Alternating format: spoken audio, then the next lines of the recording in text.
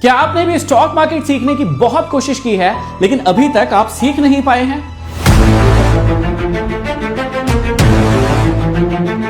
या फिर आपने सीख लिया है लेकिन अभी भी आप बहुत ज्यादा लॉस कर रहे हैं?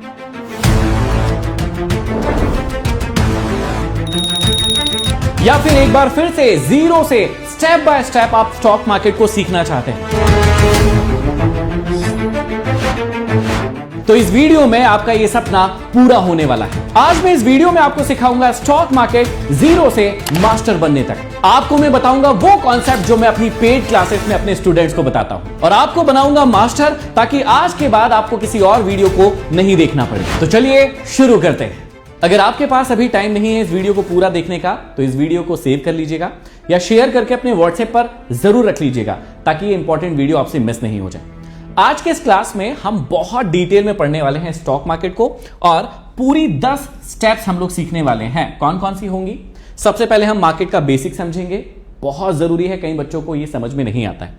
दूसरा, हम मार्केट का स्ट्रक्चर सीखेंगे, फिर प्राइस एक्शन सीखने वाले हैं, फिर डिफरेंट ट्रेडिंग स्टाइल जो होती है उनको सीखने वाले हैं, डिमांड और सप्लाई क्या होता है उसको सीखेंगे, लिक्विडिटी क्या होती है उसको सीखेंगे, risk management, trading psychology, trading के सेटअप और न्यूज और माइक्रो अंडरस्टैंडिंग मार्केट के बारे में। इसलिए ये क्लास बहुत डिटेल में होने वाली है, थोड़ी बड़ी हो सकती है, लेकिन पेशेंस के साथ अगर आप इसको देखेंगे कोई भी चीज मिस नहीं होगी, बहुत ज्यादा समझ आपकी बढ़ेगी और बहुत सारे नए कॉन्सेप्ट आपको सीखने को मिलेंगे। हो सकता है आपने पहले कई बार स्टॉक मार्केट या ट्रेडिंग की क्लास देखी हो, लेकिन यकीन मानिएगा इसमें मैं आपको ऐसे कॉन्सेप्ट सिखाने वाला हूं जो आज से पहले आपने नहीं सीखे होंगे। तो चलिए शुरू करते हैं और सबसे पहले समझते हैं मार्केट का बेसिक। अब कई बार आपने मार्केट के बेसिक को समझा होगा लेकिन इस स्ट्रक्चर से नहीं समझा होगा, तो हम स्टेप बाय स्टेप इस स्ट्रक्चर को पहले कंप्लीट कर लेते हैं। देखिए, ये पहला लेसन है, इसके बाद ऐसे 10 अलग अलग लेसन्स मैं आपके लिए प्लान करके लाया हूं, तो बहुत ही इत्मीनान से समझिएगा। सबसे पहले ये समझना जरूरी है कि मार्केट काम कैसे करता है, और आपको यही सीखना है। देखो, स्टॉक मार्केट एक्चुअल में होता क्या है, आपको इसकी बारीकी को समझना है।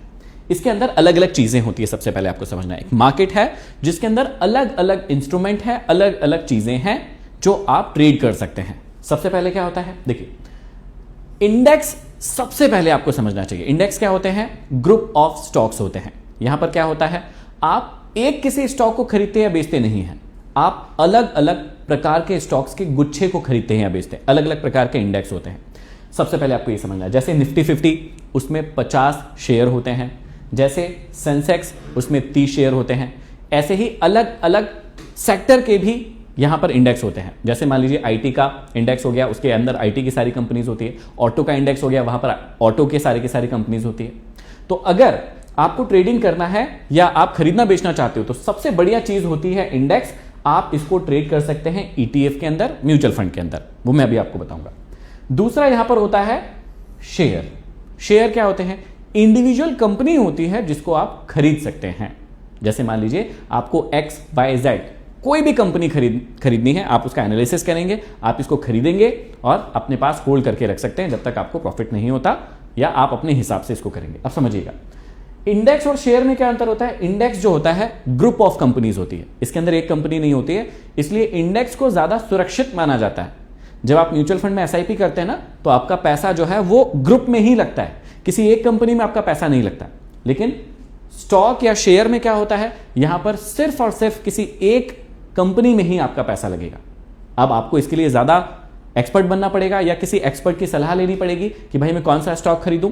इसलिए शेयर और इंडेक्स में से अगर आप मुझसे पूछेंगे तो इंडेक्स जो है आपके लिए ज्यादा पावरफुल होता है, ज्यादा अच्छा होता है। अगली चीज है फ्यूचर। फ्यूचर के अंदर क्या होता है, ये जो शेयर है या इंडेक्स है, इन्हीं के फ्यूचर प्राइस को हम ट्रेड करते हैं। मतलब अभी प्राइस वहां तक नहीं गया है, लेकिन ऐसा अनुमान लगाया जा रहा है कि वहां तक जा सकता है। इसी चीज को ट्रेड करने को कहते हैं फ्यूचर ट्रेडिंग। अब फ्यूचर ट्रेडिंग इन दोनों चीजों से अलग कैसे है, इसको समझिएगा। यदि आप इंडेक्स खरीदते हैं नॉर्मल या फिर आप शेयर खरीदते हैं नॉर्मल, तो आपको सिर्फ तब प्रॉफिट होगा जब वो चीज ऊपर जाएगी। मान लीजिए मैंने X नाम का एक शेयर खरीदा, अगर मैंने उसको बाय किया है तो उसको कहां जाना चाहिए? ऊपर। अगर वो ऊपर नहीं जाता है तो मुझे प्रॉफिट नहीं होगा, सिंपल सी चीज है। अगर वो नीचे आता है तो मुझे लॉस होगा उल्टा, इस बात को समझिएगा। लेकिन फ्यूचर क्यों बनाया गया? फ्यूचर एक ऐसा इंस्ट्रूमेंट है जिसमें अगर आप सोचते हैं कि मार्केट ऊपर जाएगा और आपने उस और दाव खेला है ऊपर जाने के लिए दाव खेला है, तो आपको प्रॉफिट होगा। इसी के अलावा अगर आप सोचते हैं कि भाई मार्केट नीचे जाएगा और आपने इस पे दाव खेला और अगर मार्केट नीचे गया तो आपको इस पे भी प्रॉफिट होता है। मतलब शेयर और इंडेक्स में वो चीज नहीं है जो फ्यूचर में आपको मिलती है। फ्यूचर में आपको दोनों साइड प्रॉफिट कमाने का मौका मिलता है, जबकि शेयर और नॉर्मल इंडेक्स जो है जब आप ETF में खरीदते हैं तो आपको सिर्फ एक साइड का फायदा मिलता है। इसलिए ये फ्यूचर नाम का इंस्ट्रूमेंट बनाया गया है। लेकिन समझिएगा, इन दोनों से ज्यादा रिस्की ये होता है। क्यों होता है? क्योंकि फ्यूचर के प्राइस आप दो साइड ट्रेड करने के लिए खेल रहे हैं। इसका मतलब ये रिस्की इंस्ट्रूमेंट है। हम जब रिस्क मैनेजमेंट अभी सीखेंगे तब इसके बारे में बताऊंगा। इसमें आपका पूरा का पूरा पैसा जो है लॉस हो सकता है। प्लस इनको अगर आप खरीदते हैं तो आप कब तक के लिए खरीदेंगे? जब तक आपका मन है तब तक इनको आप होल्ड कर सकते हैं। कोई इंडेक्स ETF में खरीद रहे हैं, म्यूचुअल फंड में खरीद रहे हैं या किसी स्टॉक को आप खरीद रहे हैं, आपकी मर्जी है कि आप इनको कितने समय के लिए अपने पास रखना चाहते हैं। लेकिन वहीं पर अगर आप फ्यूचर खरीदते हैं तो फ्यूचर के कॉन्ट्रैक्ट की एक डेट होती है। इस महीने का फ्यूचर खरीद रहे हैं, अगले महीने का खरीद रहे हैं, उसके अगले महीने का खरीद रहे हैं, सिर्फ आप तब तक होल्ड कर सकते हैं। उसके बाद कंपलसरी आपको इसको बेचना ही पड़ेगा, चाहे आपको प्रॉफिट हो रहा है या लॉस, कोई उनको मतलब नहीं है। अगला जो इंस्ट्रूमेंट है वो है ऑप्शन। ऑप्शन के अंदर अलग अलग चीजें होती हैं। आप चार साइड से इसमें बाय सेल कर सकते हैं। इसमें बायर और सेलर होते हैं और ये इन सब में सबसे खतरनाक इंस्ट्रूमेंट होता है। क्यों? क्योंकि इसमें पलक झपकते ही आपका पैसा बढ़ भी सकता है, लेकिन पलक झपकते ही आपका पैसा पूरा का पूरा जो है वो खत्म भी हो सकता है। फ्यूचर और ऑप्शन, इन दोनों में क्या अंतर है? फ्यूचर में सिर्फ आप एक साइड बाय या एक साइड सेल करते हैं। इसमें किसी भी प्रकार का ग्रीक नहीं होता है ना, थीटा नहीं होता है, गामा नहीं होता है, वेगा नहीं होता है। ये थोड़ी सी डिटेल टर्म्स में है, मैं आपको फिर कभी सिखाऊंगा। लेकिन ऑप्शन के अंदर ये सारी की सारी चीजें आती है। अगला इंस्ट्रूमेंट जो होता है वो होता है कमोडिटी। जैसे आप गोल्ड खरीदते हैं, सिल्वर खरीदते हैं, इसी प्रकार से आप क्रूड ऑयल खरीदते हैं, नेचुरल गैस खरीदते हैं। तो अगर आपको कमोडिटी मतलब इस प्रकार की चीजों को ट्रेड करना है तो वो भी स्टॉक मार्केट के अंदर ही आती है, वो कमोडिटी सेगमेंट में आती है। आप कमोडिटी को भी ट्रेड कर सकते हैं। और पहले इंडिया के अंदर करेंसी को भी ट्रेड कराया जाता था, डॉलर को ट्रेड कराया जाता था। अभी करेंसी ट्रेड जो है वो बंद है। इंडिया के अंदर स्टॉक मार्केट में आप करेंसी को ट्रेड नहीं कर सकते। तो सबसे पहले आपको क्या समझ में आया कि मार्केट का बेसिक क्या है, कि स्टॉक मार्केट में आप इतनी सारी चीजें कर सकते हैं। इसमें सबसे सेफ कौन सी है? सबसे सेफ जो होती है वो इंडेक्स होती है। और इंडेक्स का मतलब आप उसको म्यूचुअल फंड भी ले सकते हैं, SIP भी करवा सकते हैं, या फिर आप क्या कर सकते हैं, ETF खरीद सकते हैं। वो दोनों के दोनों ही जो है काफी सेफ माने जाते हैं। सबसे खतरनाक कौन सा होता है इसमें? सबसे खतरनाक ये दो चीजें हैं। और इन दोनों में भी सबसे खतरनाक क्या होता है? वो होता है ऑप्शन ट्रेडिंग। ये पहला बेसिक आपको समझ में आया होगा कि आप बेसिकली स्टॉक मार्केट में क्या क्या कर सकते हैं। अब आते हैं इसके दूसरे टॉपिक पर। दूसरा टॉपिक क्या है?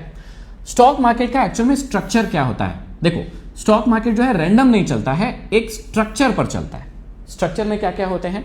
ट्रेंड्स आते हैं अलग अलग, जैसे अप ट्रेंड आता है, डाउन ट्रेंड आता है, साइडवेज ट्रेंड आता है, ब्रेक ऑफ स्ट्रक्चर आता है और चेंज ऑफ कैरेक्टर आता है। अब ये सब क्या होते हैं, हम एक एक करके इसको समझते हैं। सबसे पहले आपको बेसिकली, अगर आपने पहले स्टॉक मार्केट सीखा होगा या कहीं से भी वीडियो दिखी होगी तो आपको पता होगा कि अप ट्रेंड का मतलब मार्केट का सीधा जाना नहीं होता है, या डाउन ट्रेंड का मतलब मार्केट का सीधा नीचे आना नहीं होता है। अप ट्रेंड का मतलब होता है मार्केट का स्ट्रक्चर में ऊपर जाना। और स्ट्रक्चर क्या होता है? वो होता है डाउ थ्योरी। डाउ थ्योरी क्या कहती है? वो कहती है कि जब भी मार्केट ऊपर जाएगा तो अप ट्रेंड बनाते हुए जाएगा। अप ट्रेंड कैसे बनेगा? सबसे पहले एक हायर हाई बनेगा, उसके बाद एक हायर लो बनेगा। मतलब मार्केट अगर ऊपर जाएगा तो नीचे भी आएगा।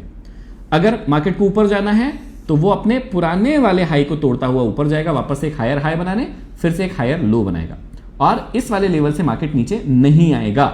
सबसे इंपॉर्टेंट बात यह है, अगर मार्केट एक अच्छे अप ट्रेंड में है तो अपने लास्ट वाले जो लो बनाया था, उसने हायर लो बनाया, वो जो है लास्ट वाले हाई के नीचे नहीं आएगा, वापस से अपना पुराना हाई तोड़कर मार्केट ऊपर चले जाएगा।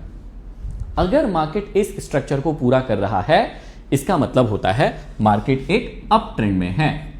और आप इसको किसी भी टाइम फ्रेम में देख सकते हैं, चाहे 1 मिनट का टाइम फ्रेम हो, 5 मिनट का हो, 15 मिनट का हो, आधा घंटे का हो, दिन का हो, किसी भी टाइम फ्रेम में आप स्ट्रक्चर को देख सकते हैं। अगर इस प्रकार का स्ट्रक्चर आपको बनता हुआ दिखता है, मतलब मार्केट अप ट्रेंड में है। दूसरा ट्रेंड क्या होता है? Down trend. सेम है, मार्केट नीचे आएगा, एक लोअर लो बनाएगा, लोअर हाई। अब कई बच्चों को क्या लगता है, मार्केट अगर गिरेगा तो एकदम से पूरा का पूरा गिर जाएगा फिर चढ़ जाएगा। ऐसे नहीं होता है। मार्केट जो है एक स्ट्रक्चर के हिसाब से चलता है। ये देखिए, मार्केट नीचे आएगा, फिर ऊपर जाएगा, फिर नीचे आएगा, फिर ऊपर जाएगा, फिर नीचे आएगा। और हर बार क्या होगा, मार्केट अपने लास्ट वाले लो को तोड़ेगा, और जब ऊपर आएगा तो लास्ट वाला लो जो तोड़ा था उस तक नहीं जाएगा, वापस से नीचे चला जाएगा। इसको बोलते हैं डाउन ट्रेंड, सबसे इंपॉर्टेंट चीज। और तीसरा ट्रेंड होता है जिसको कहते हैं साइडवेज ट्रेंड। साइडवेज ट्रेंड का मतलब क्या होता है? मार्केट जो है वो दो प्राइस के बीच में फंस जाता है और ना ही उससे ऊपर निकल पाता है और ना ही नीचे निकल पाता है। बहुत समय तक उसी टाइम फ्रेम में मार्केट फंसा रहता है, उसी दो प्राइस के बीच में मार्केट फंसा रहता है। इसे ही कहते हैं साइडवेज ट्रेंड। अब यहां पर दो बहुत ही इंपॉर्टेंट चीज है, अगर आपने ध्यान से देखा हो तो ब्रेक ऑफ स्ट्रक्चर और चेंज ऑफ द कैरेक्टर, ये दोनों क्या होते हैं इसको ध्यान से समझिएगा। ब्रेक ऑफ द स्ट्रक्चर का मतलब होता है जब भी मार्केट अपने लास्ट हाईज या लास्ट लोज जो बनाए हुए थे उनको अगर तोड़कर मार्केट ऊपर जाता है या नीचे आता है। अब देखिए मार्केट कैसे चलता है, मार्केट ऊपर जाएगा, मार्केट नीचे आएगा। अब जब तक मार्केट अपने इस हाई को तोड़कर ऊपर नहीं जाता है तब तक उसने अपने स्ट्रक्चर को ब्रेक नहीं किया है। तो ब्रेक ऑफ द स्ट्रक्चर का मतलब क्या होता है? जो पुराना स्ट्रक्चर उसने बनाया था उसको मार्केट तोड़ रहा है। चेंज ऑफ द स्ट्रक्चर क्या होता है? अब इसको बहुत ध्यान से समझिएगा। जब भी मार्केट ऊपर जाएगा तो मार्केट नीचे भी आएगा, अगर मार्केट नीचे आ रहा है तो मार्केट ऊपर भी जाएगा। इस बात को आपको समझना बहुत ही ज्यादा जरूरी है। तो आपको समझना पड़ेगा कि अगर मार्केट ऊपर जा रहा है तो किसी ना किसी स्ट्रक्चर से जो है वो किसी न किसी पैटर्न से वो अपने कैरेक्टर को चेंज करेगा, जिस और जा रहा था उसकी दिशा को बदलेगा। तो वो किस टाइप में बदलता है उसी को कहते हैं चेंज ऑफ द स्ट्रक्चर। और इसको आपने कई नामों से पढ़ा होगा, जैसे मार्केट डबल टॉप बनाता है, ऊपर दो सेम जगह से मार्केट नीचे आता है, या डबल बॉटम बनाता है। इसको ही कहते हैं चेंज ऑफ द कैरेक्टर। इसका मतलब होता है मार्केट अपने कैरेक्टर को चेंज कर रहा है। पहले वो ऊपर जा रहा था तो नीचे आ रहा है, नीचे जा रहा था तो वो ऊपर आ रहा है। आई होप आपको ये दूसरा पॉइंट समझ में आया होगा कि मार्केट का स्ट्रक्चर होता है और उस स्ट्रक्चर को समझना, अगर आपको स्टॉक मार्केट को समझना है, सबसे पहले सारी चीजें छोड़ दीजिए, मार्केट के स्ट्रक्चर को समझना बहुत ज्यादा जरूरी है। अब आते हैं हम तीसरी चीज पर। तीसरी चीज और ज्यादा इंपॉर्टेंट है, उसको कहते हैं हम प्राइस एक्शन। देखो चार्ट कुछ नहीं बोलता है, एक्चुअल में प्राइस ही सब कुछ बताता है। और अगर आपको प्राइस एक्शन समझ में नहीं आया तो यकीन मानिए सारी की सारी चीजें धरी की धरी रह जाएगी। प्राइस एक्शन में क्या क्या चीजें आती है? सबसे इंपॉर्टेंट आता है कैंडलस्टिक पैटर्न या कैंडलस्टिक ट्रेंड जो भी हमने देखे, सपोर्ट क्या होता है, रेजिस्टेंस क्या होता है, स्विंग का हाई क्या होता है, स्विंग के लोज क्या होते हैं, ब्रेकआउट क्या होता है और ब्रेक डाउन क्या होता है। ये बेसिक चीजें हैं। पहले अगर आपको प्राइस एक्शन के बारे में ये बेसिक चीजें नहीं पता है तो स्टॉक मार्केट आप या ट्रेडिंग आप कभी नहीं कर सकते हैं। तो सबसे पहले इनको ही हम बहुत अच्छे से समझते हैं, ये सारी चीजें क्या होती है। देखिए कैंडलस्टिक या कैंडलस्टिक पैटर्न आपको दिखाते हैं कि मार्केट जो है उसमें बायर और सेलर क्या कर रहा है। अगर आपके सामने एक हरी कैंडल बन रही है इस प्रकार से, ठीक है, तो ये होता है इसका ओपन, मतलब यहां से कैंडल चालू हुई थी, और ये होता है इसका क्लोज। जब भी आपके सामने किसी भी टाइम फ्रेम में एक हरी या लाल कैंडल बनती है तो आपको यह समझना है पहले कि मार्केट में हुआ क्या। अब यहां पर क्या हुआ मार्केट में? देखिए यहां पर मार्केट में यह हुआ कि यहां से बायर आए और लगातार लोग खरीदते गए और इस प्राइस को यहां तक लेकर गए। अगर प्राइस यहां पर 230 रुपए था, यहां पर 370 रुपए पर प्राइस पहुंच गया है, तो लगातार यहां पर डिमांड बढ़ी है, लोगों ने खरीदा है, उस चीज की मांग ज्यादा है और सप्लाई कम है, इसलिए उसका प्राइस बढ़ रहा है। सीधी सी बात है। अगर इसी की जगह अगर आपको कोई लाल कैंडल दिखती है, इस प्रकार से अगर आपको कोई लाल कैंडल दिखती है, इसका क्या मतलब होता है? इसका मतलब होता है यहां पर था इसका ओपन, मतलब ये कैंडल यहां से शुरू हुई और यहां पर है इसका क्लोज। इसका मतलब यहां पर ये कैंडल क्या हुई? बंद हुई। अब आपको इंपॉर्टेंट बात समझना है कि अगर यहां पर प्राइस था मान लीजिए 400 रुपए और यहां पर आ गया है 320 रुपए पर, इसका मतलब क्या हुआ? सप्लाई मार्केट में ज्यादा हो चुकी है और खरीदने वाले लोग कम हैं, इसलिए लोग सस्ते पर भी देने के लिए तैयार हैं। सिंपल सी अगर इस बात को आप समझ गए, काफी ज्यादा आपकी बहुत ज्यादा आसान हो जाएगा। फिर आपको सिंपल बात याद रखना है कि अगर मार्केट में, समझिएगा, अगर मार्केट में डिमांड ज्यादा है सप्लाई से तो प्राइस क्या होगा? हमेशा ऊपर जाएगा। और अगर मार्केट में सप्लाई ज्यादा है डिमांड से तो हमेशा मार्केट नीचे आएगा। अगर ये वाली कंडीशन बनती है तो हमेशा ग्रीन कैंडल बनेगी, अगर ये वाली कंडीशन बनती है तो हमेशा रेड कैंडल बनेगी। और डायरी और पेन लेकर आप इस चीज को नोट भी कर सकते हैं ताकि आपके पास नोट्स बने रहे। तो सबसे पहले आपने सीखा ये कैंडल क्या होती है और कैसे काम करती है। ट्रेंड तीन प्रकार के मेन ट्रेंड होते हैं, up trend, down trend, sideways trend. अभी मैं आपको बता के आया हूं। सबसे मेन चीज होती है ये दो चीज, सपोर्ट और रेजिस्टेंस। अब कई सारे लोग क्या होते हैं, वो लाइन खींचना ही सपोर्ट और रेजिस्टेंस समझते हैं कि भाई मैंने एक लाइन खींच दी नीचे और एक लाइन खींच दी ऊपर, इसको बोलते हैं सपोर्ट, इसको बोलते हैं रेजिस्टेंस, काम खत्म हो गया। लेकिन यकीन मानिएगा ये तो सिर्फ एक ट्रेलर है। लाइन खींचना सिर्फ एक ट्रेलर है, अभी पूरी पिक्चर बाकी रहती है जो कई बच्चों को समझ में नहीं आती। आपको सबसे बेसिक चीज समझाता हूं। ये सपोर्ट और रेजिस्टेंस की लाइन जो है खींची कहां पर जाती है वो बहुत इंपॉर्टेंट है, और उसी को क्या कहते हैं, ये दो शब्द याद रखिएगा। इसी के लिए आपको ये दो शब्द याद रखना है। दो शब्द हैं आपके लिए, स्विंग हाई और स्विंग लो। आपको अगर सपोर्ट और रेजिस्टेंस को समझना है तो स्विंग हाई और स्विंग लो को समझना है। ये सबसे ज्यादा जरूरी है। क्यों जरूरी है? देखिए, जब भी मार्केट चलता है तो हायर हाई हायर लोज बना के चलता है। आपको पता ही है, मैंने अभी आपको बताया था। मार्केट कैसे चलेगा? मार्केट ऊपर जाएगा, फिर नीचे आएगा, फिर ऊपर जाएगा, फिर नीचे आएगा, फिर ऊपर जाएगा। ये जो है इस जगह को कहते हैं स्विंग, और ये स्विंग का कौन सा भाग है? लो। ठीक है। और ये वाला जो है क्या है? स्विंग। लेकिन ये स्विंग का कौन सा भाग है? ये स्विंग हाई है। आपको क्या समझना है? अगर सपोर्ट और रेजिस्टेंस को बहुत गहराई से समझना है, आपको सिर्फ एक बात समझना है, बाकी सब बात भूल जाइए। और ये बात ही सबसे इंपॉर्टेंट बात है। क्या बात है वो इंपॉर्टेंट बात यह है कि ये स्विंग हाई जो है वो बड़े लोगों की जगह होती है, जहां पर बड़े लोगों ने खरीदा था, इसलिए मार्केट ऊपर गया है। बहुत ही आसानी से समझिएगा। इस मार्केट को कौन ऊपर लेकर जाता है? अगर हम इंडियन मार्केट की बात करें तो कौन ऊपर लेके जाएगा? FII और DII, ये दो संस्थान। FII मतलब फॉरेन इंस्टीट्यूशनल इन्वेस्टर, और DII का मतलब क्या होता है? Domestic institutional investor. इंस्टीट्यूशन बड़े बड़े संस्थान होते हैं जो बड़ी मात्रा में खरीदारी करते हैं, इसके लिए मार्केट ऊपर जाता है। अब अगर स्टॉक मार्केट में कोई भी इंडेक्स, कोई भी स्टॉक, कोई भी ETF, गोल्ड, सिल्वर, कोई भी चीज अगर वो नीचे से ऊपर गई है तो उसका एकमात्र कारण है, और वो कारण क्या है? इंस्टीट्यूशनल की खरीदारी। अगर इंस्टीट्यूशन नहीं खरीदेंगे तो वहां पर वो मार्केट इतना ऊपर नहीं जा सकता है। थोड़ा ऊपर जा सकता है लेकिन इतना ऊपर नहीं जा सकता है। तो अगर मार्केट यहां से यहां तक गया है, इसका मतलब हम ये मानते हैं कि यहां पर FII और DII ने खरीदा है। अब अगर उन्होंने टॉप पर नहीं खरीदा है, बॉटम पर खरीदा है, इसका मतलब क्या हुआ कि भाई वो समझदार है, उन्होंने कुछ तो अकल लगाई होगी, उनके एल्गो ने कुछ तो अकल लगाई होगी, या उनके जो बैठे हैं लोग उन्होंने कुछ तो अकल लगाई होगी कि हमें यहीं पर खरीदना है। अब बड़े लोग कभी भी अगर खरीदा है उनको तो यहां थोड़ी ना खरीदेंगे। अभी आपने सिल्वर के केस में देखा होगा, सिल्वर जो है इतना ज्यादा महंगा हो गया था, या गोल्ड के केस में देखा होगा, गोल्ड हो गया था 1,70,000 तक पहुंच गया था गोल्ड, और वहां भी लोग खरीद ही रहे थे। अब सोच कर देखिए, क्या बहुत बड़ी मूर्खता नहीं है लोगों की कि गोल्ड जो है जब 1 लाख का था तब भी लोग खरीद रहे थे, 1,70,000 हो गया, 1,70,000 टॉप पर चला गया गोल्ड, तब भी लोग एकदम जी जान छोड़कर खरीद रहे हैं। तो ये सबसे बड़ी गलती होती है। जब भी बड़ा व्यक्ति खरीदता है तो वो कभी भी टॉप के प्राइस पर चीज को नहीं खरीदता है। इसको एक एग्जांपल से समझते हैं। आपने कई बार अमेजॉन, मिंत्रा, फ्लिपकार्ट से कुछ ना कुछ शॉपिंग की होगी। मान लीजिए आपको एक फोन की शॉपिंग करना है जो 35,000 रुपए का आ रहा है। आप इंतजार करते हैं कि ये 35,000 रुपए वाला फोन ऑफर के टाइम में 32,000 का हो जाए, या कुछ कार्ड वार्ड लगा के 30,000 का हो जाए, तब खरीदेंगे। आप पता है किस चीज का इंतजार करते हैं? आप इंतजार करते हैं इस प्राइस के कम होने का। सेम ट्रिक अगर आप स्टॉक मार्केट में भी अप्लाई करेंगे तो आप जीत जाएंगे। कैसे? आपको समझना है कि आपको कभी भी टॉप पर बाय नहीं करना है अगर आप लंबे समय के लिए किसी इंस्ट्रूमेंट को खरीद रहे हैं। मेरे एक एक शब्द को बड़ा ध्यान से समझिएगा, क्योंकि यहां पर आपको यह बेसिक बात समझना पड़ेगा कि इंडेक्स और स्टॉक, इनको खरीदने की ट्रिक अलग होती है, स्ट्रेटेजी अलग होती है।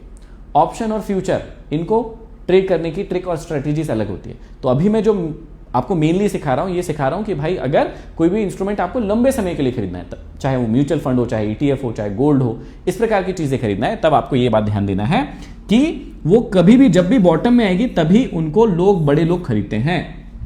और अगर आप बड़े लोगों के साथ में खरीदना चाहते हैं तो आप लगाते हैं सपोर्ट और रेजिस्टेंस की लाइन। क्यों लगाते हैं? क्योंकि इस लाइन से आपको पता चलेगा, ये लाइन सिर्फ सपोर्ट की लाइन नहीं है, ये लाइन आपको दिखाती है कि लास्ट टाइम यहां पर बड़े लोगों ने खरीदा था, इसीलिए मार्केट यहां से यहां गया। अब आप सपोर्ट की लाइन क्यों बनाते हैं? ताकि अगली बार अगर मार्केट यहां पर आएगा तो आप इस उम्मीद में खरीदते हैं कि पिछली बार भी यहां पर बड़े लोगों ने खरीदारी की थी, तो हो सकता है इस बार फिर से वो खरीदेंगे, और इस उम्मीद में आप भी खरीदते हैं। इसीलिए आप सपोर्ट की लाइन लगाते हैं। रेजिस्टेंस की लाइन क्यों लगाते हैं आप? स्विंग हाई जो होता है उस पर रेजिस्टेंस की लाइन क्यों लगाते हैं? इसलिए लगाते हैं क्योंकि लास्ट टाइम यहां से बड़े लोगों ने, कौन कौन थे? FIIDI, इन लोगों ने यहां से सेल किया था। तो अगर मार्केट यहां जा रहा है तो मैं यहां पर तैयार रहूं कि अगर यहां से मार्केट गिरता है तो मैं भी सेल कर दूंगा, या अगर यहां से मार्केट और ऊपर चढ़ता है तो मैं अपनी क्वांटिटी को होल्ड करके रखूंगा। इसलिए आप रेजिस्टेंस की लाइन लगाते हैं। आई होप आपको ये बातें बहुत अच्छे से समझ में आ रही होगी। दो टर्म है, ब्रेकआउट और ब्रेकडाउन। जब भी मार्केट इस स्ट्रक्चर को तोड़ता है, ये जो स्ट्रक्चर बना है, अगर इसको ऊपर की ओर तोड़ रहा है और ऊपर निकल रहा है, तो इस स्ट्रक्चर के तोड़ने की स्थिति को हम बोलते हैं ब्रेकआउट, मतलब मार्केट ने ऊपर की ओर तोड़ दिया। और अगर यही मार्केट नीचे की ओर टूट जाता है तो इसे कहते हैं हम ब्रेकडाउन, मतलब मार्केट ने क्या किया? नीचे की ओर तोड़ दिया है। तो तीसरी चीज समझ में आई होगी आपको, बेसिक्स ऑफ प्राइस एक्शन समझ में आए होंगे कि प्राइस एक्शन क्या होते हैं और कैसे काम में करते हैं। अब आते हैं हम चौथी चीज पर। चौथी बहुत ही इंपॉर्टेंट चीज है, डिफरेंट ट्रेडिंग स्टाइल, जिसके बारे में मैं आपको 2 मिनट पहले समझा रहा था। हर व्यक्ति का ड्रीम अलग है। किसी का ड्रीम है, किसी की कार देखकर मैं भी कार खरीदूंगा इसलिए ट्रेडिंग कर रहा हूं। किसी की घड़ी देख ली कि भाई वो ट्रेडिंग करने वाले ने बहुत महंगी घड़ी खरीदी थी, मैं भी खरीदूंगा। किसी ने दुबई की ट्रिप देख ली किसी ट्रेडर की कि भाई वो तो दुबई में रहता है, बहुत ऐश करता है, बहुत एंजॉय वाली लाइफ है, इसलिए मैं ऐसा खरीदूंगा। तो आपके मोटिव अलग अलग हो सकते हैं और उस मोटिव के लिए अलग अलग चीजें रखी हुई है। देखिए, कई लोग स्कैल्पिंग करते हैं। स्कैल्प का मतलब क्या होता है? स्कैल्प का मतलब होता है कुछ ही समय में खरीदना और कुछ ही समय में बेच देना, दोनों साइड होता है। ये मेनली लोग करते हैं फ्यूचर में या ऑप्शन में। मेनली ऑप्शन के अंदर करते हैं, इंट्राडे के अंदर करते हैं। खरीदा, 10 सेकंड, 15 सेकंड, 20 सेकंड रखा और उसको सेल कर दिया। 1 मिनट रखा, उसको सेल कर दिया। इसको बोलते हैं स्कैल्प, मतलब जल्दी से खरीदना, जल्दी से बेचना। दूसरी ट्रेडिंग स्टाइल होती है इंट्राडे। आज खरीदा, अब आज मुझको जब भी ठीक लगेगा मैं आज के आज में ही बेच दूंगा। मतलब आज 9:15 पर मार्केट खुला, तो मान लीजिए मैंने 10 बजे खरीदा, हो सकता है मेरा 11 बजे तक मेरा टारगेट पूरा हो जाए, मैं तब बेच दूं। हो सकता है 1 बजे तक पूरा हो जाए, तब बेच दूं। मतलब आज खरीदूंगा और आज ही बेच दूंगा, उसको कहते हैं हम इंट्राडे। तीसरी चीज होती है स्विंग ट्रेडिंग। स्विंग ट्रेडिंग क्या होती है? अगर मार्केट नीचे आया है तो मैं बाय करूंगा, और अगर मार्केट मेरे लेवल पर, मेरे टारगेट पर ऊपर चला गया तो मैं बेच दूंगा। अभी चाहे 10 दिन में जाए, चाहे 15 दिन में जाए, चाहे 30 दिन में जाए, मैं एक स्विंग बनने का इंतजार करूंगा और बेच दूंगा। यहां पर खरीदा, यहां पर मैंने बेच दिया, फिर यहां पर खरीदा, यहां पर बेच दिया। इसको कहते हैं स्विंग ट्रेड करना। ये अलग अलग तरीके से हो सकते हैं। आप सपोर्ट रेजिस्टेंस के हिसाब से स्विंग ट्रेड कर सकते हैं, अपने परसेंट के हिसाब से स्विंग ट्रेड कर सकते हैं कि मुझे 7% चाहिए, 10% चाहिए, 15% चाहिए, जब भी मुझे ही मिल जाएगा मैं निकल जाऊंगा। तो स्विंग ट्रेड भी अलग अलग प्रकार से हो सकते हैं। फिर होता है पोजिशनल ट्रेडिंग। अगर आपने मान लीजिए यहां पर खरीदा और आपने उसको होल्ड करके रखा, चाहे कितनी ही बार मार्केट ऊपर नीचे हो गया हो। जैसे कई लोग गोल्ड के साथ करते हैं, अच्छे स्टॉक्स के साथ करते हैं, अच्छे ETF के साथ करते हैं। म्यूचुअल फंड में लोग ऐसे ही करते हैं, 2 साल, 5 साल, 10 साल, 15 साल, जो भी चीज खरीद ली उसको रख के रखते हैं, बेचते नहीं है। इसको बोलते हैं पोजिशनल, मतलब लंबे समय के लिए लेकर जाना। फिर ऑप्शन ट्रेडिंग आपको पता ही है, जिसमें हम बाय सेल दोनों कर सकते हैं, बायर सेलर दोनों बन सकते हैं। और एक होता है फ्यूचर ट्रेडिंग। ये भी आपको समझ में आ गया होगा कि हम इसमें किसी भी इंस्ट्रूमेंट के फ्यूचर के प्राइस को ट्रेड करते हैं, उसके खुद के प्राइस को ट्रेड नहीं करते हैं, उसका फ्यूचर का एक प्राइस होता है। हम इस पे मार्केट गिरने पर भी प्रॉफिट कमा सकते हैं और चढ़ने पर भी प्रॉफिट कमा सकते हैं, लेकिन सबसे खतरनाक ऑप्शन और फ्यूचर ट्रेडिंग ही है। और मेनली ये जो स्कैल्पिंग और इंट्राडे होता है ना, ये लोग इसी इंस्ट्रूमेंट के अंदर करते हैं, ऑप्शन और फ्यूचर के अंदर ही स्कैल्पिंग या इंट्राडे करते हैं।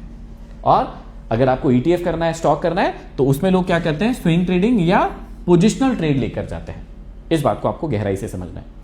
तो अगर आपका लक्ष्य है कि भाई मैं बहुत लंबे समय तक इस खेल को खेलूंगा और अपने पैसे को सेफ रखूंगा, तो आपको क्या करना चाहिए? आपको स्विंग ट्रेड या पोजिशनल ट्रेड करना चाहिए। और वो किस में करना चाहिए? आपको ETF में करना चाहिए, अच्छे इंस्ट्रूमेंट में करना चाहिए, अच्छे स्टॉक्स में करना चाहिए।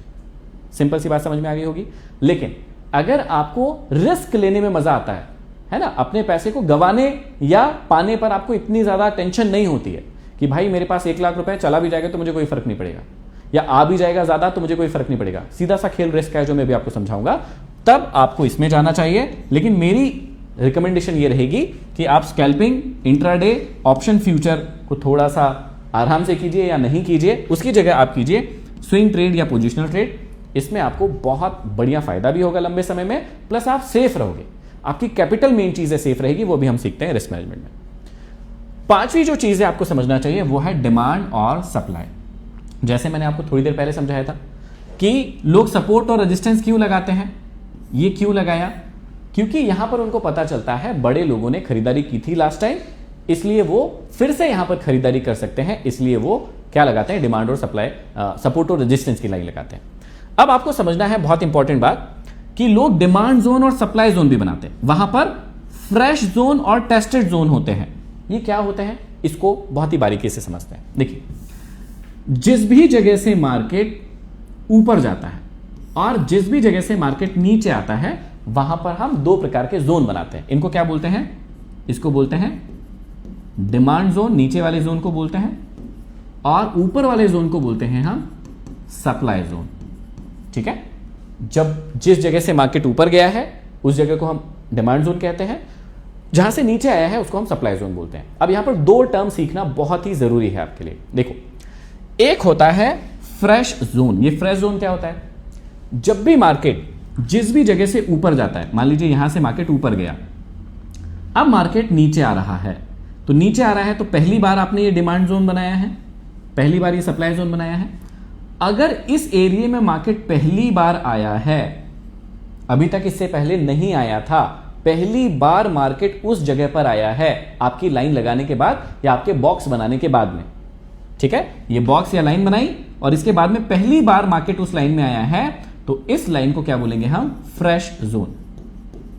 फ्रेश जोन क्यों बोलते हैं, क्योंकि भाई मेरी लाइन लगाने के बाद या मेरे बॉक्स लगाने के बाद या मार्केट के ऊपर जाने के बाद पहली बार मार्केट उस जगह पर आया है, इसलिए मैं उसे कहूंगा फ्रेश जोन।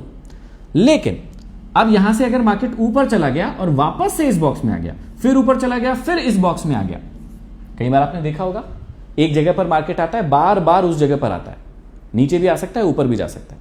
तो अब बार बार ऐसा हो रहा है, तो एक बार के बाद जब ये होने लगता है बार बार, तो इसको हम क्या कहते हैं, टेस्टेड जोन। टेस्टेड जोन का मतलब क्या होता है, एक बार मार्केट उसमें आ गया था, बार बार उसी जगह पर आकर बार बार ऊपर जा रहा है, लेकिन ये टेस्टेड जोन कहलाता है। टेस्टेड जोन का मतलब क्या होता है कि मार्केट उस जगह को पहले भी टेस्ट कर चुका है। और ऐसा क्यों देखते हैं, ऐसा इसलिए देखते हैं क्योंकि यहां पर पेंडिंग ऑर्डर पड़े होते हैं, वो मैं आपको थोड़ी सी देर में सिखाता हूं।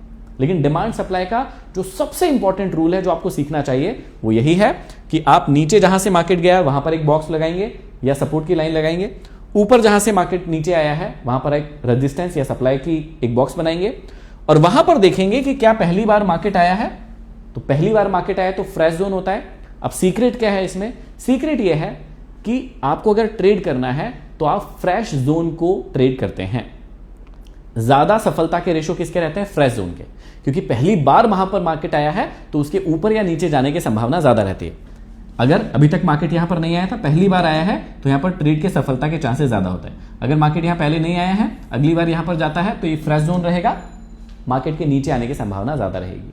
तो जिस भी जोन में मार्केट पहली बार जाएगा उसको कहेंगे फ्रेश जोन। और अगर फिर से वहीं से बार बार ट्रेड करते रहता है, मार्केट नीचे आया फिर ऊपर गया, नीचे आया फिर ऊपर गया, या यहां पर ऊपर गया फिर नीचे आया, ऊपर गया फिर नीचे आया, तो ये अब हो जाएंगे टेस्टेड जोन। इनको मार्केट कभी भी तोड़ सकता है, इसलिए इनसे बच के रहना चाहिए। इसलिए डिमांड सप्लाई में फ्रेश जोन और टेस्टेड जोन लगाए जाते हैं। ये आपको बहुत ही बड़ी सीक्रेट है, ये आपको समझना है। अगली छठवीं चीज है वो है लिक्विडिटी। ये बहुत ही इंपॉर्टेंट चीज है, बहुत ही इंपॉर्टेंट कॉन्सेप्ट है। स्मार्ट मनी लिक्विडिटी के पीछे जाती है। स्मार्ट मनी कौन होते हैं, स्मार्ट मनी का मतलब बड़े लोग, FII, DII, और वो हमेशा लिक्विडिटी के पीछे जाते हैं। लिक्विडिटी जहां होगी वहां पर मार्केट जाएगा। क्यों जाता है समझना, बहुत ही इंपॉर्टेंट चीज है। मार्केट जाता है वहां पर लिक्विडिटी को ग्रैब करने के लिए। लिक्विडिटी क्या होती है, लोग जो छोटे लोग होते हैं, रिटेलर होते हैं, वो स्टॉप लॉस लगा के रखते हैं। आपने ये अक्सर देखा होगा। अब आपको क्या सिखाया जाता है, नॉर्मल व्यक्ति को क्या सिखाया जाता है कि अगर आप इंट्राडे कर रहे हैं या फिर ऑप्शन ट्रेडिंग कर रहे हैं, वहां पर अब बहुत छोटे छोटे से ट्रेड ले रहे हैं, तो आपको यह सिखाया जाता है कि एक लाइन लगाइए, इस लाइन के पास में आप देखिए कैंडल बनेंगे, पैटर्न बनेंगे, तो आप यहां पर स्टॉप लॉस रख दीजिए, या यहां पर कोई पैटर्न बनेगा इस प्रकार से, तो आप यहां पे स्टॉप लॉस रख दीजिए। बड़े लोगों के पास ऐसे पावरफुल सिस्टम होते हैं जिससे वो तुरंत पता लगाते हैं कि भाई कहां पर कितने लोगों के स्टॉप लॉस रखे हुए हैं। मोस्टली आप देखेंगे जब भी आप ऑप्शन ट्रेडिंग करेंगे, फ्यूचर ट्रेडिंग करेंगे, इंट्राडे करेंगे, स्कैल्पिंग करेंगे, आप इस बात को नोटिस करेंगे जहां पर आपने स्टॉप लॉस लगाया है मार्केट वहीं आता है और वहीं से ऊपर निकल जाता है, या ऊपर जाता है और वहीं से मार्केट नीचे आ जाता है। ऐसा क्यों होता है? ऐसा इसलिए होता है क्योंकि बिग प्लेयर जो है वो लिक्विडिटी के पास जाते हैं, लिक्विडिटी को हंट करने के लिए जाते हैं, आपका स्टॉप लॉस खाने के लिए जाते हैं। और ये कॉन्सेप्ट अगर आप समझ गए तो यहां से एक बहुत ही बढ़िया ट्रेडिंग सेटअप निकल कर आता है। कौन सा सेटअप होता है मैं आपको समझाता हूं। देखिए, अगर आप ट्रेड करना चाह रहे हैं ऑप्शन फ्यूचर में, क्या समझ सकते हैं आप, क्या याद रख सकते हैं? नॉर्मल लोगों का ट्रेडिंग सेटअप क्या होता है? अगर मार्केट सपोर्ट पर आएगा तो मैं बाय करूंगा, ये नॉर्मल लोगों का सेटअप होता है। जबकि ये सेटअप एक गड़बड़ सेटअप है। क्यों? क्योंकि भाई अगर बड़े लोगों को पता है कि कहां पर आपका स्टॉप लॉस है तो वो उसको हंट करने के लिए जाएंगे। तो आपको सपोर्ट पर खरीदने वाला सेटअप नहीं यूज करना चाहिए। उसकी जगह कौन सा सेटअप यूज करना चाहिए पता है? लिक्विडिटी हंट वाला। क्या होता है? आप मार्केट को पहले अगर नीचे जा रहा है जाने दो, यहां पर आ रहा है तो भी आने दो, कुछ एक्शन मत लो।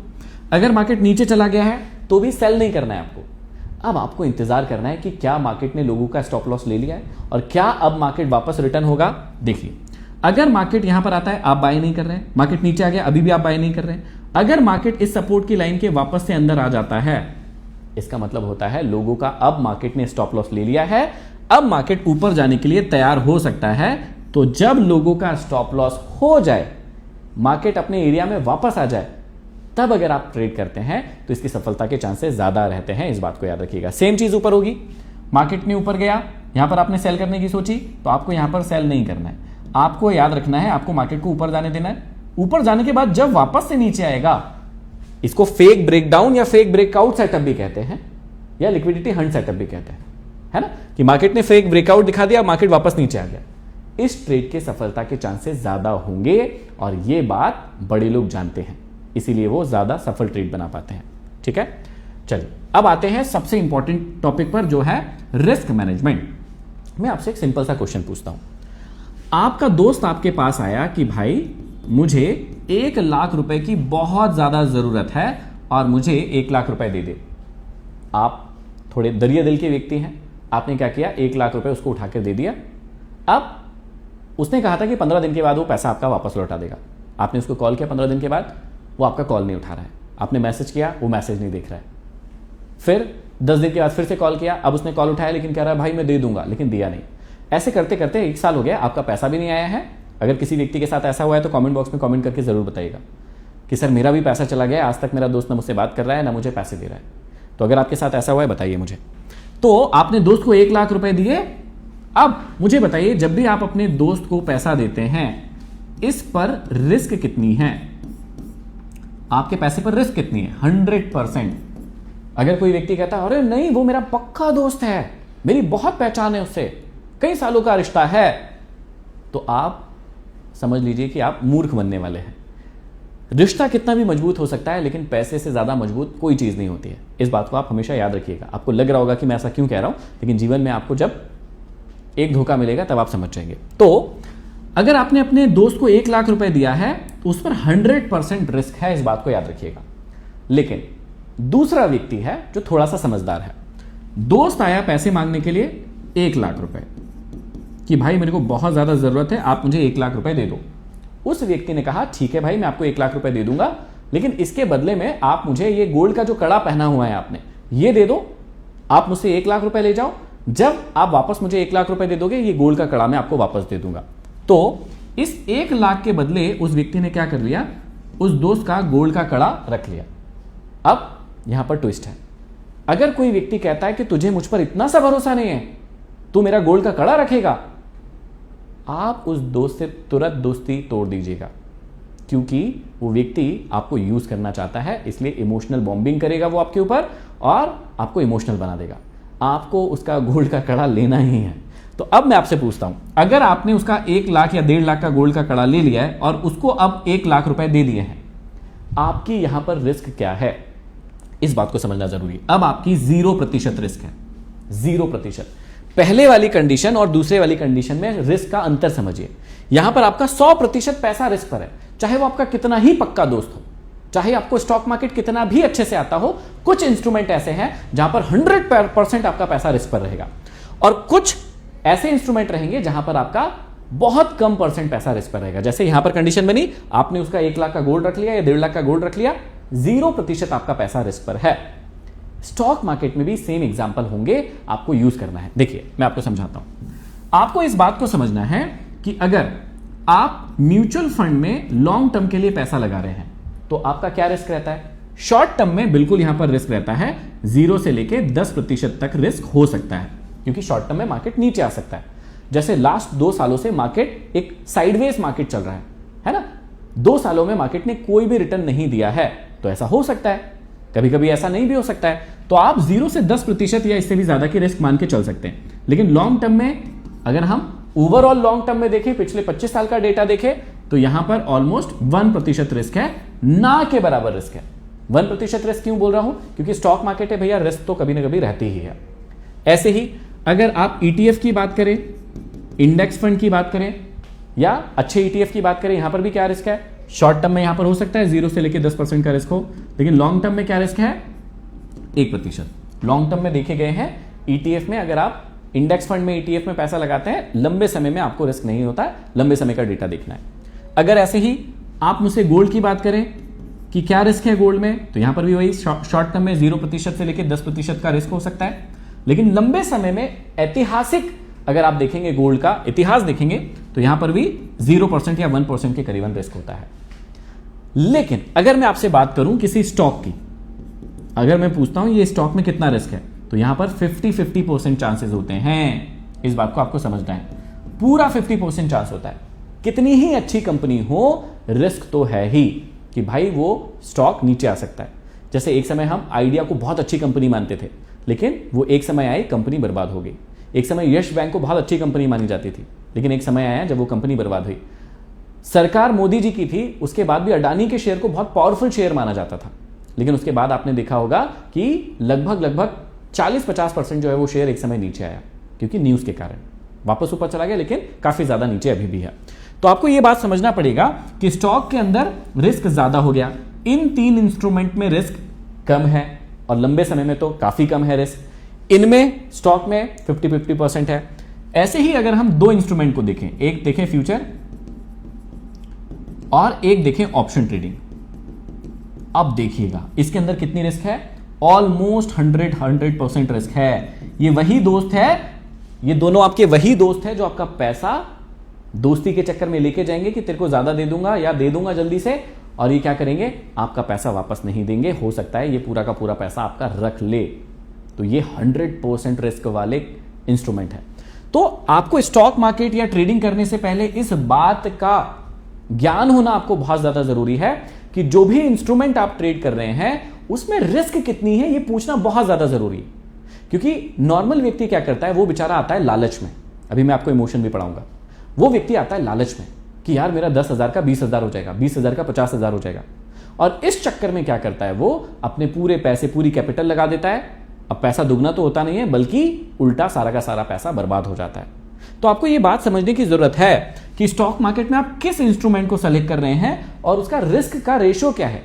शॉर्ट टर्म में रेशो क्या है, लॉन्ग टर्म में रेशो क्या है। शॉर्ट टर्म के लिए अगर मैं गोल्ड खरीदता हूं टॉप पर, भाई मेरे को थोड़ा नुकसान हो सकता है। अगर मैं गोल्ड भी खरीद रहा हूं, कितना ही अच्छा इंस्ट्रूमेंट है, लेकिन मान लीजिए मुझे अक्ल नहीं है, मान लीजिए मैंने टॉप पर गोल्ड को खरीद लिया और गोल्ड नीचे आ गया, तो अगर मैंने यहां पर खरीद लिया था 1,70,000 का गोल्ड खरीद लिया था, अब गोल्ड चल रहा है 1,40,000 का, तो मुझे नुकसान होगा, बिल्कुल नुकसान होगा। लेकिन अगर मैं इस गोल्ड को होल्ड करके रखूंगा तो आज नहीं तो कल ठीक है, मुझे प्रॉफिट हो जाएगा। तो पहली बात तो ये मूर्खता नहीं करनी है, आपको ये गलती नहीं करनी है। कौन सी गलती? कि भैया आप गोल्ड को टॉप पर खरीद रहे हो या कोई भी अच्छा इंस्ट्रूमेंट आप टॉप पर खरीद रहे हो, ये मूर्खता नहीं करनी है। दूसरी बात, अगर आप बॉटम पर भी खरीद रहे हो तो आपके पास इतनी अक्ल होना चाहिए कि उस बॉटम से वो और नीचे जा सकता है, तो आपके पास एवरेज आउट करने के लिए और पैसा होना चाहिए। तीसरी बात, अगर आपको बॉटम आउट होने के बाद और बॉटम हो रहा है तो आप एवरेज कर लीजिए और फिर पेशेंस रखिए। जब मार्केट ऊपर जाएगा, वो अगर अच्छा इंस्ट्रूमेंट है आपको प्रॉफिट देता ही है लंबे समय में।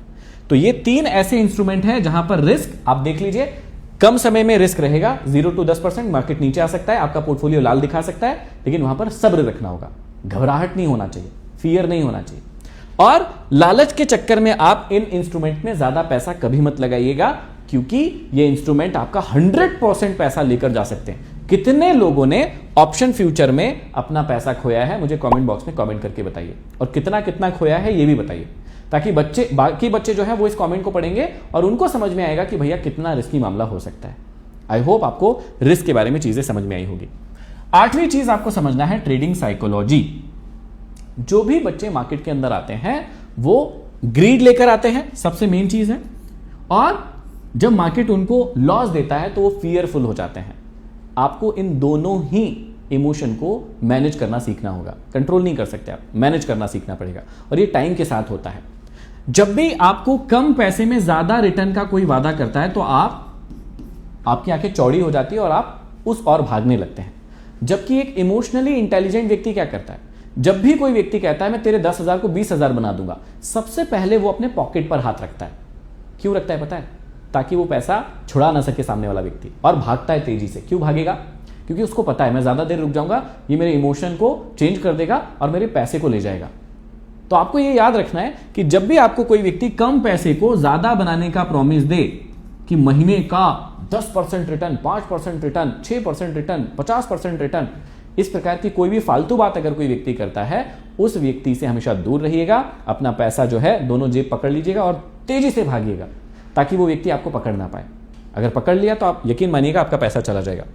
कई लोग फोमो में ट्रेडिंग करते हैं या स्टॉक मार्केट में आते हैं। कई लोग हैं, कई रील बनाते हैं, कई लोग गाड़ी दिखाते हैं आपको, कई लोग घड़ी दिखाते हैं आपको, कई लोग बंगला दिखाते हैं अपना, और वो आपको बताएंगे कि भाई तेरे भाई ने ट्रेडिंग से पैसा कमाया। ये लोग आपको कभी नहीं बताएंगे कि ये लोग एफिलिएट इनकम से कितना पैसा कमाते हैं। जो आप ट्रेडिंग करते हैं उससे पैसा बनता है, उस पैसे का एक हिस्सा इनके पास जाता है, हमारे पास भी आता है। लेकिन हमको इस बात को कहने में कोई शर्म नहीं है। इस बात को कहने में क्यों शर्म नहीं है? क्योंकि ये हमारी आय का स्रोत होता है, जिसको बोलते हैं एफिलिएट इनकम। लेकिन अगर कोई व्यक्ति सिर्फ ये कह रहा है कि मैं सिर्फ ट्रेडिंग से पैसा कमा के इतना करोड़पति बना हूं, अरबपति बना हूं, मैंने कार ले ली, मैंने बंगला ले लिया, मैंने घड़ी ले ली, मैं ये ट्रिप कर रहा हूं, तो आपको समझना चाहिए कि वो व्यक्ति जो है आपके साथ एक ऐसा गेम खेल रहा है जो आपको समझ में नहीं आ रहा है। तो आप फोमो में क्यों है? फोमो में क्यों ट्रेड कर रहे हैं? क्योंकि आपको लगता है कि ऐसा हो जाएगा, जो कि रियलिटी नहीं है। हर एक उस व्यक्ति के बहुत अलग अलग इनकम के सोर्सेज हैं जो आपको नहीं पता, जो सीक्रेट सोर्सेज होते हैं। कंपनी उनको पे करती है उस चीज के लिए जहां पर आप ट्रेड करते हैं। तो फोमो से हमेशा बचिए। दूसरों की कार, घर, घड़ी, है ना, बंगला, ट्रिप देखकर कभी भी ट्रेडिंग में मत आइएगा, कभी भी स्टॉक मार्केट में मत आइएगा। ऐसा होगा तो आप बर्बाद हो जाएंगे। तो प्लीज इस बात को याद रखिएगा। कभी कभी गुस्से में भी आप ट्रेड करते हैं, जब आपका लॉस हो जाता है तो आप ट्रेड करते हैं, उसमें आप और ज्यादा बर्बाद हो जाएंगे। ओवर कॉन्फिडेंस कई लोगों को होता है। मुझे भी जब मैंने नई नई ट्रेडिंग सीखी थी या स्टॉक मार्केट सीखा था, काफी ज्यादा ओवर कॉन्फिडेंस था कि यार ये तो बड़ा आसान है, मैं तो कर लूंगा। लेकिन जब लॉस हुए तो हमें समझ में आया कि ये गेम इतना आसान है नहीं एक्चुअल में। इसमें पेशेंस की जरूरत पड़ती है, इसमें सीखने की जरूरत पड़ती है, अच्छे इंस्ट्रूमेंट सेलेक्ट करने की जरूरत पड़ती है ना, और पेशेंस और डिसिप्लिन। जब तक आप अपनी साइकोलॉजी को इंप्रूव नहीं करेंगे, अपने इमोशंस को मास्टर नहीं करेंगे, आप कभी भी स्टॉक मार्केट में आगे नहीं बढ़ सकते। आई होप ये बात आपको समझ में आई होगी। बहुत इंपॉर्टेंट लेसन है लेसन नंबर 9। ट्रेडिंग के सेटअप होते हैं। अब मैंने आपको बहुत अच्छे से समझाया, 2 प्रकार की ट्रेडिंग होगी। जहां एक तरह आप जल्दी पैसा बनाना चाहेंगे, एक तरीका होगा जहां पर आप लंबे समय में अच्छी वेल्थ क्रिएट करना चाहेंगे। जल्दी पैसा बनाने के चक्कर में आपका पैसा जा भी सकता है, और अगर आप वेल्थ क्रिएट करना चाहते हैं तो वहां पर आपकी वेल्थ क्रिएट होगी। सबके लिए अलग अलग सेटअप होता है। मेन जो 2-3 सेटअप होते हैं मैं आपको वो बताता हूं जो बहुत अच्छे से काम करते हैं। जैसे ब्रेकआउट सेटअप आपको पता ही है, पुल बैक सेटअप आपको पता है। मैं आपको मेनली लिक्विडिटी स्वीप का एक सेटअप बताता हूं, ठीक है, जो बहुत अच्छे से काम करता है। देखो, आपको 2 सेटअप याद रखना है, बहुत ही इंपॉर्टेंट सेटअप है। पहला, सबसे इंपॉर्टेंट चीज है कि आपको सपोर्ट रेजिस्टेंस अगर बनाते आ गया है और आपको शॉर्ट टर्म में कोई चीज करनी है, आप सिंपल एक सेटअप फॉलो कीजिएगा, लिक्विडिटी स्वीप, ठीक है, जिसको बोलते हैं फेक ब्रेकडाउन या फेक ब्रेकआउट सेटअप। अगर आपको शॉर्ट टर्म में कुछ भी करना है तो सिर्फ एक सेटअप पकड़ लो, बाकी सबको भूल जाओ, सारे इंडिकेटर भूल जाओ, सारी चीजें भूल जाओ, सिर्फ इसको याद रखो। इसमें क्या होता है, जहां पर आप लाइन लगाते हैं, तो मैं एक एक लाइन लगा देता हूं, एक काम करता हूं, खाली पेज ले लेते हैं, एक एक लाइन लगाते हैं। इसको बोलेंगे सपोर्ट की लाइन, इसको बोलेंगे रेजिस्टेंस की लाइन। अगर आपको इंट्राडे करना है, शॉर्ट टर्म में ट्रेड करना है, वहां से अगर आप सोच रहे हैं कि पैसा बनता है, वैसे बनता नहीं है, यकीन मानिएगा, बहुत ज्यादा आपको इसमें माथापच्ची करनी पड़ेगी, उतना पैसा आप कहीं और से भी कमा सकते हैं। लेकिन फिर भी अगर आपको सीखना है तो एक सेटअप फॉलो कीजिएगा। मार्केट जब भी सपोर्ट पर आता है आपको कोई एक्शन नहीं लेना है। अगर मार्केट इसको तोड़ भी देता है तो भी आपको कोई एक्शन नहीं लेना है। जब मार्केट यहां पर लोगों के स्टॉप लॉस ले जाए और वापस ऊपर की ओर जाए तब आप एक्शन लेंगे तो आपके चांसेस सक्सेस के ज्यादा हो जाएंगे। क्या ये 100% टाइम काम करेगा? नहीं, लेकिन आपके चांसेस ज्यादा हो सकते हैं क्योंकि अब बड़े लोगों ने लोगों का स्टॉप लॉस ले लिया है, अब मार्केट को वो ऊपर ले जा सकते हैं। सेम चीज अगर आप ऊपर के लिए देखेंगे तो यहां पर जब भी मार्केट रेजिस्टेंस पर आ जाएगा आप सेल मत कीजिए कोई भी कैंडलस्टिक पैटर्न देखकर। अगर ब्रेकआउट दे दिया है तो भी आप बाय मत कीजिए, आप मार्केट के गिरने का वेट कीजिए क्योंकि बड़े लोग चकमा देंगे। उस चकमे के साथ अगर आप हो गए तो आप भी चकाचक हो जाएंगे और उस चकमे को आप पकड़ नहीं पाए तो फिर खलास हो जाएंगे। तो इस सेटअप को याद रखिएगा। बड़े टाइम फ्रेम के लिए सिंपल सा सेटअप होता है। अगर आपका इंस्ट्रूमेंट अच्छा है तो आपको उसकी बैक टेस्टिंग करना चाहिए कि ये इंस्ट्रूमेंट ज्यादा से ज्यादा कितना गिर सकता है। जैसे हम गोल्ड की बात करते हैं, एक इंस्ट्रूमेंट के ऊपर एग्जांपल लेता हूं।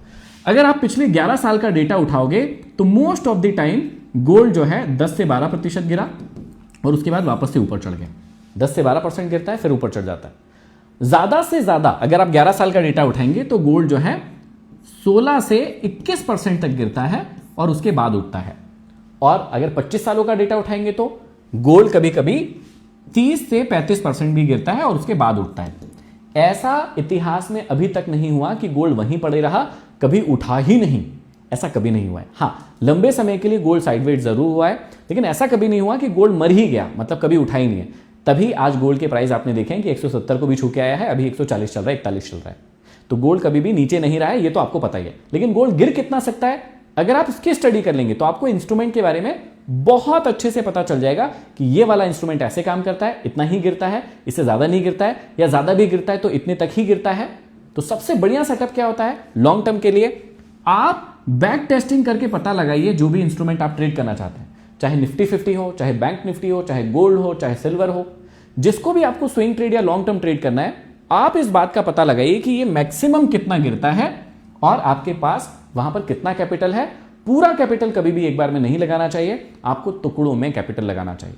अगर 10% गिरा है गोल्ड, आप यहां पर 33% लगा सकते हैं। अगले बार और गिरेगा, फिर से 33% कैपिटल लगा दीजिए। अगली बार फिर गिरता है, फिर से 33% कैपिटल लगा दीजिए, ताकि आपका प्राइस एवरेज हो जाए। जब मार्केट ऊपर आएगा आपको अपने आप प्रॉफिट होने लगेगा।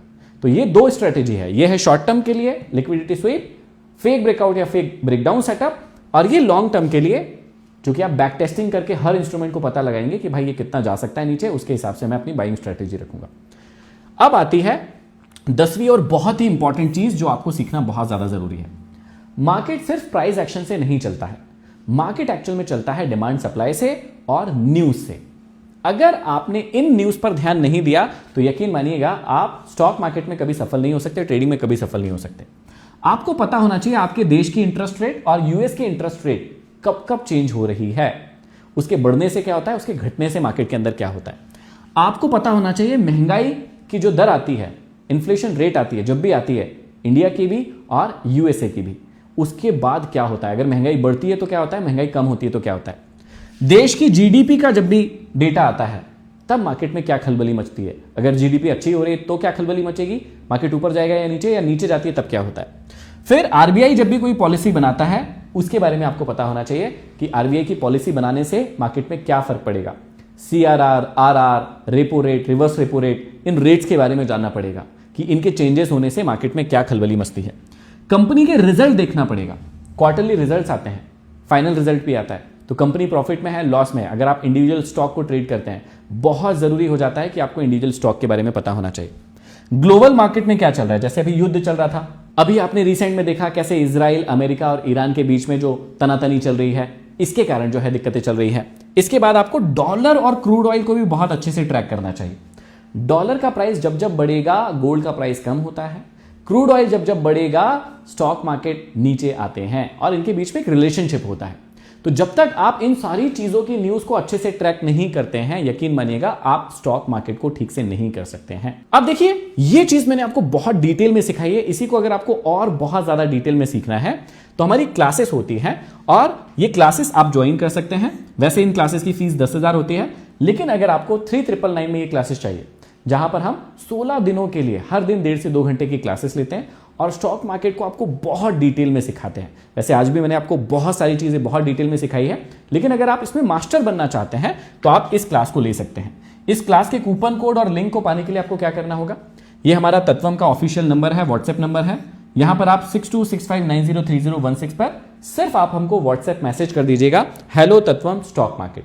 इससे क्या होगा, हमारी टीम आपको कूपन कोड और लिंक भेज देगी जिससे आप ये क्लासेस ज्वाइन कर सकते हैं। आशा करता हूं ये क्लास आपको बहुत पसंद आई होगी। ऐसी और कौन कौन सी स्किल्स पर आप क्लास चाहते हैं मुझे कमेंट बॉक्स में कमेंट करके जरूर बताइएगा, ताकि मैं उन स्किल्स को डेवलप कराने के लिए आपके लिए क्लासेस ला सकूं। अगली क्लास में फिर मिलते हैं, तब तक के लिए आप सभी का बहुत बहुत धन्यवाद।